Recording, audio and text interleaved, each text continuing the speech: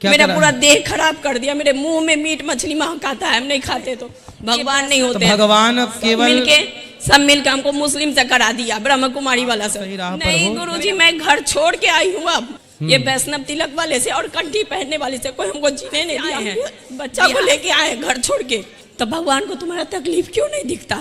بسم اللہ الرحمن الرحیم۔ السلام علیکم دوستو۔ ہندو عورت پنڈت انیرودھ آچاریہ سے سوال کرتے کرتے رونے بھی لگی اور یہ بھی کہنے لگی کہ کوئی بھگوان نہیں ہے، اگر بھگوان ہوتا تو میری مشکلات کو سمجھتا، میری پریشانیوں کو سمجھتا، جو مجھے ٹینشن ہے اس کے بارے میں بھگوان کو پتہ ہوتا اور وہ میری ٹینشن، میری مشکلات، میری مصیبتوں کو دور کرتا۔ دوستو کہنے لگی کہ میرے ساتھ بہت زیادتی ہو رہی ہے، مجھے زبردستی مسلم بنایا جا رہا ہے، میٹ کھلایا جا رہا ہے۔ آئیے دیکھتے ہیں اس نے مزید پنڈت سے کیا کیا کہا، اس کے بعد ڈاکٹر ذاکر نائک صاحب کا جواب بھی جانتے ہیں، پنڈت نے کیا جواب دیا یہ بھی جانیں گے۔ ویڈیو بہت انفارمیٹیو ہے، آئیے ویڈیو کو سٹارٹ کرتے ہیں۔ گرو جی میرا پرشن ہے، کیا بھگوان نہیں ہے سرشٹی میں؟ بھگوان نہیں ہوتے تو سنسار چلتا کیسے؟ تو پھر بھگوان کو میرا تکلیف کیوں نہیں دکھتا؟ واہ، برہم کماری والی یہی کہتی ہے کہ تم اتنا پوجا پاٹ کرتی ہو تو بھگوان کو تمہارا تکلیف کیوں نہیں دکھتا؟ پورا دنیا تمہارے ساتھ کیا کیا کر دیتا، بھگوان کیوں نہیں تم کو بچائے؟ بھگوان نہیں ہوتے، بھگوان اب کیول سب مل کے ہم کو مسلم سے کرا دیا، برہم کماری والا سے۔ میرا پورا دیہ خراب کر دیا، میرے منہ میں میٹ مچھلی مہکاتا ہے، ہم نہیں کھاتے تو۔ یہ ویشنو تلک کا نا بہار جھارکھنڈ میں کہیں ویلیو نہیں ہے، سب گھرنا کرتا پورا بہار جھارکھنڈ۔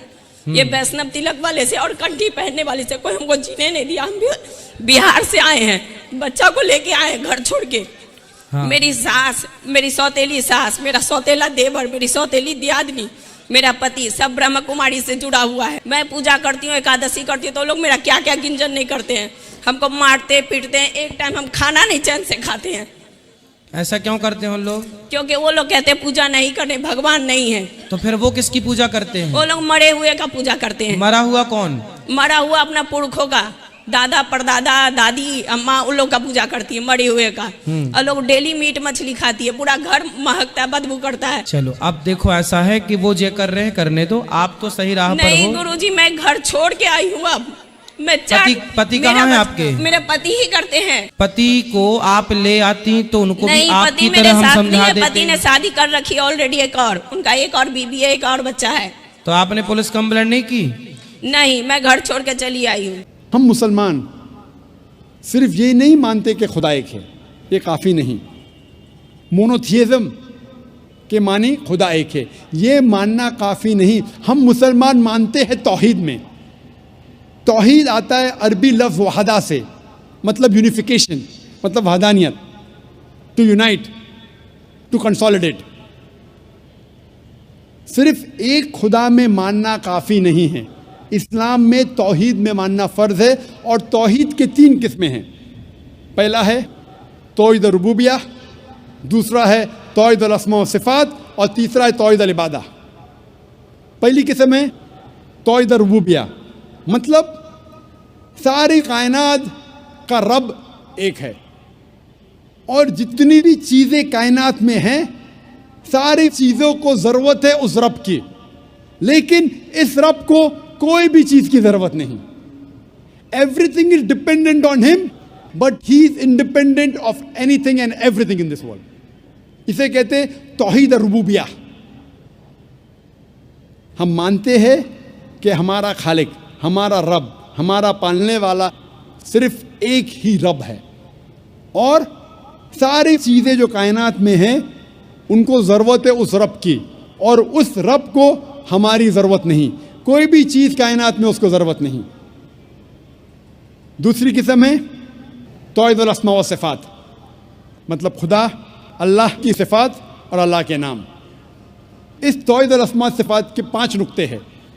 پہلا نقطہ ہے کہ اللہ کو اس طریقے سے ڈسکرائب کرنا چاہیے، جب اللہ کے بارے میں آپ کہتے ہیں تو اس طریقے سے کہو جس طریقے سے اللہ اور اللہ کے رسول نے کہا۔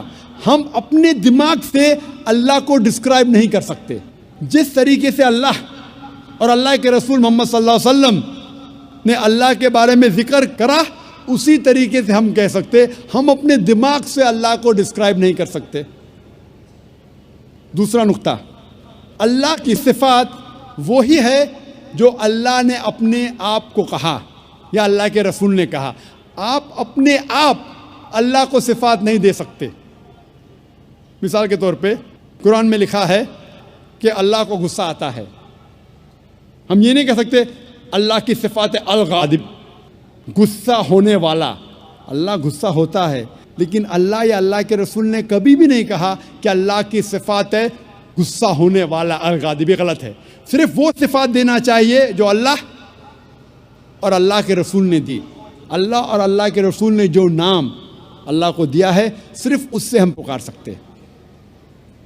تیسرا نقطہ، جو اللہ کی مخلوقات کی صفات ہے وہ ہم اللہ کو نہیں دے سکتے. ہم یہ نہیں کہہ سکتے کہ اللہ سبحانہ و تعالی جھوٹ بولتا ہے. جھوٹ بولنا انسان کی صفت ہے.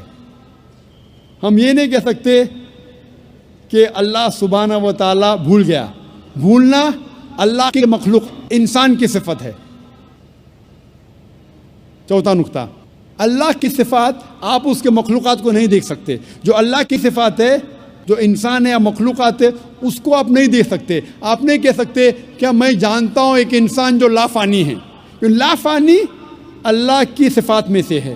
انسان لافانی ہو ہی نہیں سکتا. اور پانچواں نقطہ ہے کہ اللہ کا نام کسی انسان کو آپ نہیں دے سکتے. اگر دینا چاہتے ہیں اس کے آگے عبد لگانا ضروری ہے. مثال کے طور پہ آپ کسی انسان کو اللہ نہیں کہہ سکتے. کہنا ہے تو عبداللہ کہہ سکتے، اللہ کا عبد، اللہ کا بندہ. رحمان نہیں کہہ سکتے، عبد الرحمان کہہ سکتے کہ رحمان کا بندہ. اور آپ عبد کسی انسان کے آگے نہیں کر سکتے. آپ نہیں کہہ سکتے عبد الرسول، یہ غلط ہے. عبد، بندہ صرف اللہ کا ہو سکتا ہے انسان. یہ 5 نقطے ہیں توحید الاسماء و صفات کے. توحید کی تیسری قسم ہے توحید العبادہ. مطلب ہمیں صرف عبادت اللہ کی کرنا چاہیے، اس کے علاوہ کسی اور کی عبادت نہیں کرنا چاہیے.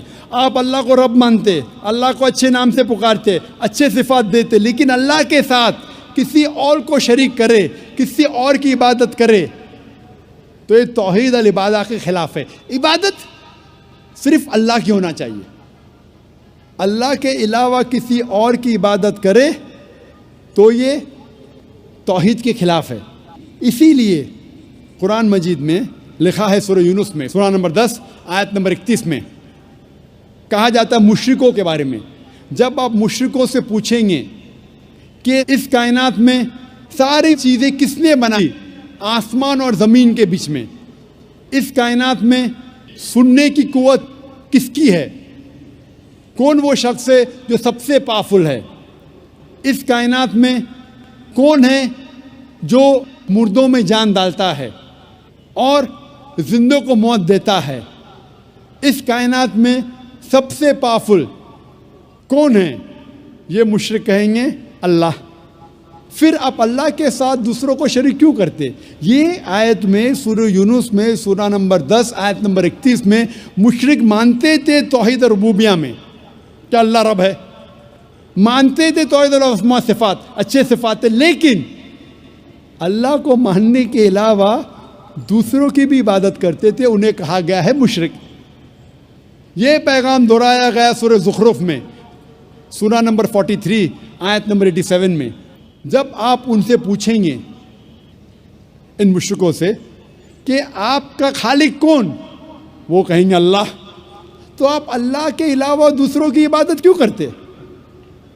یہ مشرک مانتے تھے کہ ہمارا خالق اللہ ہے، لیکن اللہ کے ساتھ دوسروں کی عبادت کرتے. اسی لیے اللہ تعالیٰ فرماتے ہیں سورہ یوسف میں سورہ نمبر 12 آیت نمبر 106 میں کہ اکثر لوگ اللہ کی عبادت نہیں کرتے دوسروں کو شریک کرنے کے بغیر. یعنی اکثر جو لوگ اللہ کی عبادت کرتے ہیں اللہ کے ساتھ دوسرے کی بھی عبادت کرتے ہیں.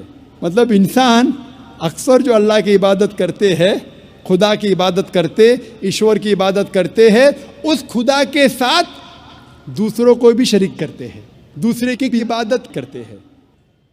تو دوستو یہ تھی آج کی ویڈیو. امید کرتے ہیں ویڈیو اچھی لگی ہوگی. ایسی ہی انفارمیٹیو اور اسلامک ویڈیوز کے لیے چینل کو سبسکرائب کریں. ملتے ہیں نیکسٹ ویڈیو میں. اللہ حافظ.